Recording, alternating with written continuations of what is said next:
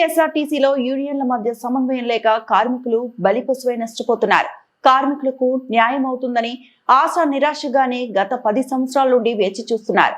వీరికి రావాల్సిన బకాయిలు, గ్రాట్యుటీ గానీ, పిఆర్సీ కానీ, డిఏ బకాయిలు కానీ, పిఆర్సీ బకాయిలు కానీ రావాల్సిన 2017 రావాల్సిన పిఆర్సీ బకాయిలు రాక ఇబ్బందికి గురి కావడం జరిగింది. 2017 నుంచి రావాల్సిన పిఆర్సీ ఏరియర్స్ కూడా రాలేదు. మరియు 2021 పిఆర్సీ కావాల్సి ఉంది.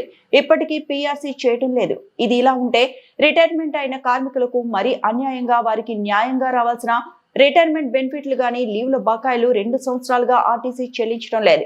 వీరికి న్యాయం జరుగుతుందా? రవాణా శాఖ మంత్రి గారు నేను హామీ ఇస్తున్నాను, మీకు న్యాయం చేస్తానని పదే చెప్తూ వస్తున్నారు. ఇప్పటికీ 2 సార్లు సమ్మె నోటీస్ ఇస్తే చర్చలకు పిలిచి వాయిదాల మీద వాయిదాలు అడిగారు. నాయకులు కూడా అడిగినప్పుడల్లా సమయం ఇస్తూనే ఉన్నారు. ప్రభుత్వానికి బాధ్యత లేనటువంటి సమయంలో మళ్లీ సమ్మెలోకి వెళ్తారని హెచ్చరించినా పట్టించుకోవటం లేదు. మరి ఈ రోజు జేఏసీ నుంచి వచ్చినటువంటి చుందాల సురేష్ గారు, కమలాకర్ గారు, మరి మన రాఘవులు గారు ముగ్గురు వచ్చారు. మీరు ముగ్గురు కూడా యాక్చువల్లీ మీటింగ్ ఎవరు పెట్టాలంటే మీరు పెట్టాలి. మీరు జేఏసీగా సమ్మె నోటీస్ ఇచ్చారు, అందరు రండి అని మీరు పెట్టాలి. మీరు సమ్మె నోటీస్ ఇచ్చేంత వరకు కూడా ఎవరు చెప్పలేదు. ఇచ్చినాక కూడా మళ్ళీ ఒక ప్రయత్నం చేయాలనేటువంటి ఎక్కడ కూడా చేయలేదు. కేవలం వాట్సాప్ లో ఏం చెప్తారో ఏం చేసారో మీకే తెలుసు. కానీ ఈ రోజు ఆర్టీసీ ఉద్యోగులు చాలా ఇబ్బందులు ఎదుర్కొంటున్నారు, ఇది వాస్తవం. కానీ ఏదన్నా మీరు ఒక నిర్ణయం లేక ముందుకు వచ్చారు, కానీ స్వాగతిస్తాం. కానీ ఈ రోజు అందరం కలిస్తే తప్ప పరిష్కారం అయితే కాదు. దీన్ని దృష్టిలో పెట్టుకొని మీరు ఇంకో 2 రోజులు 3 రోజులు ఒక జేఏసీ మళ్ళీ అందరం కలిపి ఒక జేఏసీ వేసుకొని ముందుకెళ్తే బాగుంటుంది అనేది ఈ రోజు వచ్చినట్టు అంశం. జేఏసీ వేస్తారా ఏరా కాదు, అందరం కలిసి వెళ్తామని. మీరు జేఏసీ అధ్యక్షులు, కార్యదర్శులు పక్కకు పెట్టాలి. అందరం కలిసి ఒకే విధంగా వెళ్ళాలి. ఏ విధంగా వెళ్ళాలి? జేఏసీ కాకుండా ఇంకేమైనా పేరు పెడతామా దాన్ని? మీరు ఆ విధంగా కొత్తగా వెళ్లాల్సిన అవసరం అనేది ఉంది. కాబట్టి కార్మికులను వాళ్ళ శ్రేయస్సును దృష్టిలో పెట్టుకుని వాళ్ళ శ్రేయస్సు తప్పకుండా ముందుకు మంచిగా ఉండాలంటే అందరం కలిసికట్టుగా వెళ్లాల్సిన అవసరం ఉంది. దీనిపైన మరొకసారి ఉన్న జేఏసీ వెంకన్న గారు చేసి తప్పకుండా మీరు ఆలోచన చేసి మరి మీరు ఏదైనా మీరే ఒక మీటింగ్ పెట్టి ఏమైనా నిర్ణయం తీసుకుంటామా ఒకసారి ఆలోచన చేయాల్సిన అవసరం ఉంది.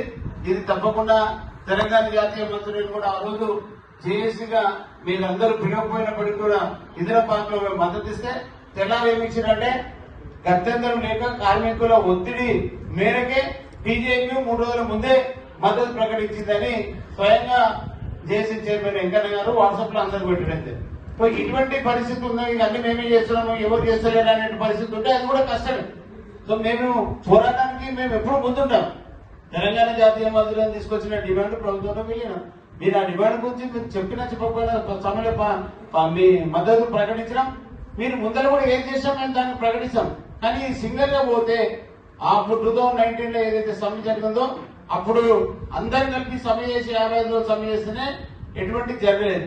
మరి ఇప్పుడు మీరు 6 యూనియన్లు, ఇప్పుడు 7 యూనియన్లు ఇక్కడ ఉన్నాయి, 6 యూనియన్లు అక్కడ ఉన్నాయి. మరి మీరు పోతే అందరం కలిపి పోదాం అనేటువంటిది మా యొక్క అభిప్రాయం. ఈ రోజు వచ్చినటువంటి అభిప్రాయం కూడా అందరం కలిసి ఒక జేఏసీగా మరి జేఏసీ అందామా ఇంకోటి ఇంకేమన్నదామా దాని విధంగా ప్లాన్ చేసి అందరం కలిసి పోవాల్సిన అవసరం ఉంది. మేము అందుకే ఆ రోజు నేను చైర్మన్ అనకుండా ఒకరు ఎవరైనా ఉండాలి. ఇక మనం ఏకంగా ఒప్పుకోవాలంటే ఒక చిట్టి వేద్దామని చిట్టేది కూడా ఇబ్బంది లేదు. ఎవరైనా రాని అందరూ ఆయన మద్దతు చేద్దాం. 2-3 చిట్టేసి ప్రధాన కార్యదర్శి ఎవరు, చైర్మన్ ఒకరు, లేకపోతే కన్వీనర్ ఒకరు, ఒక 4 చిట్టేసి 4 తీసేసి ఒక కమిటీ చేస్తే ఇంతకంటే బాగుండదు. లేకపోతే తప్పకుండా మీరు అనవసరంగా ఆర్టీసీ ఉద్యోగులను ఇబ్బందులకు పాలు చేసిన వాళ్ళిద్దరూ ఒకసారి ఆలోచన చేయాల్సిన అవసరం ఉంది. ఇంకా వేరే రకంగా ఇంకేమైనా చేద్దాం మీరు ఆలోచన చేయాలి. ఈ ప్రిస్టేజ్ ఏదో అవసరం లేదు. నాకు చైర్మన్ అనేది మాత్రం ఎట్టిపైలే వద్దు. నేను ముందే చెప్తున్నాను, అటువంటిది అయితే ఆర్టీసీ ఉద్యోగులు ఎవరు కూడా క్షమించారు, ఇది కూడా ఒప్పుకోరు. అందువల్ల తప్పకుండా ఈ రోజు ఎందుకంటే కాంగ్రెస్ పార్టీ మరి అధికారంలోకి వచ్చి చెయ్యాలంటే మనం అందరం కలిసికట్టుగా పనిచేస్తే అవుతుంది. మరి కానీ అందరం కలిసికట్టుగా లేకపోతే ఇప్పుడున్న పరిస్థితిలో మాత్రం ఆర్టీసీ యాజమాన్యం కానీ ప్రభుత్వం కానీ వీరు చేయండి అనే ఆలోచనతో అయితే ఉన్నారు, ఇది వాస్తవం. మరి చేశాక సమ్మెలోకి వెళ్ళిన తర్వాత బయటికి ఎలా రావాలి, ఎవరితో మాట్లాడాలి, ఇప్పుడు ఎవరితో మాట్లాడకుండా ఉంటే ఏమైతే పరిస్థితి అనేది కూడా ఆలోచన చేయాల్సిన అవసరం ఉంది. ఇప్పటికైనా మనం అందరి సమస్యల పరిష్కారానికి మనం అందరం ఏకంగా ఒకే వర్గం కింద ఒకే జేఏసీ అంటారా ఇంకోటి ఏమంటారా తప్పకుండా అందరం కలిసినట్టు పనిచేస్తాం. దానికి మీరు ఇప్పుడు వచ్చి మీరే ముఖ్యులు కాబట్టి మీ నలుగురు మీ అభిప్రాయం ఇప్పుడే తెలియాలి. ఎందుకంటే ఒక 4 రోజులు టైం తీసుకొని మరి ఇదన్నింటినీ ఏదైనా ఆలోచన చేస్తారా?